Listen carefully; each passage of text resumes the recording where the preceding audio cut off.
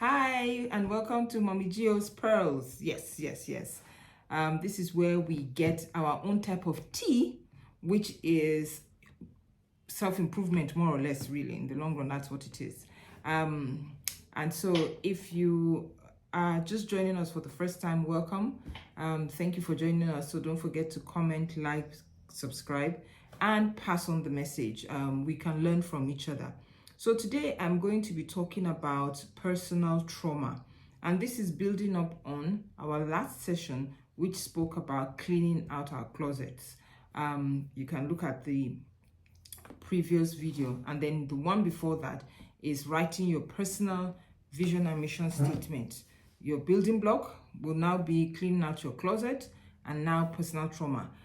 Personal trauma, I picked it out of the various traumas I had listed in the last session because this is one that I think we often neglect because we tend to externalize our trauma. Someone did this to you, someone said this to you, your childhood did this to you, your relationships did this to you. But there's the trauma of self that we do not normally look at or address. And that's what I want to address before I go to the next session, which will do with forgiveness. Because if you do not identify personal trauma, then the session on forgiveness is not going to mean much to you. So going straight into it, usually, that's why it's called personal, is self-inflicted. And it is born out of when we get into our heads.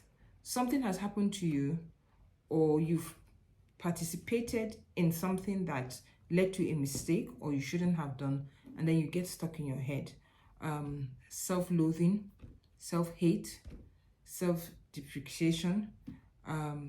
You keep on saying negative things to yourself because, yes, you were probably wrong in that situation.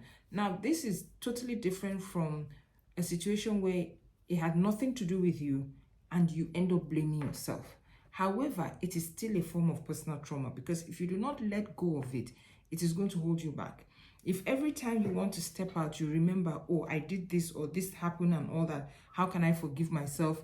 How could I have done it? Then it's really going to hold you back. And I'm talking from personal experience.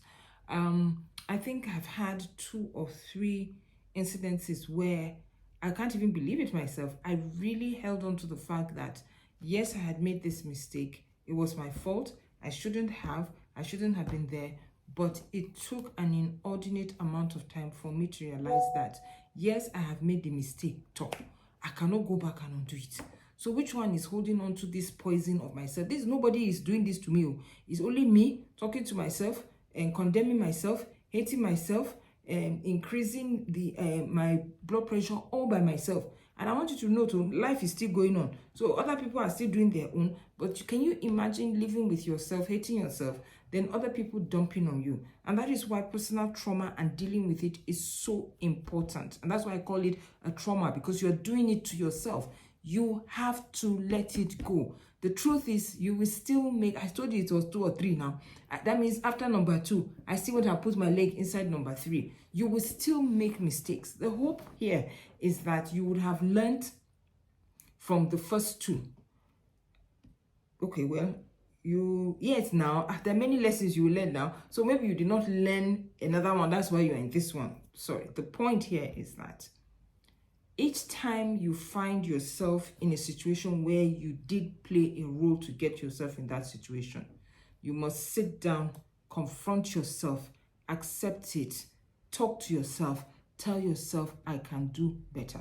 So the assignment for today is, what are those things that you have seen about yourself that you have sat in your head and said, I am no good because I did this.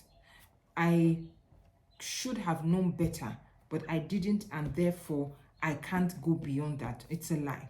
It's a lie of the devil. That's the truth, because you will make a mistake again. Yes, you will make it.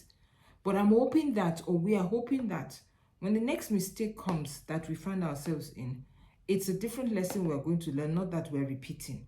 And at this time, we'll be able to give ourselves more grace to be able to let it go. To be able to say, I messed up, I fucked up, I have realized it, I'm going to make amends. doesn't make me a horrible person, just makes me human, and I'm going to make amends. So remember, this might affect your mission and vision statement, so you can go back and tweak it.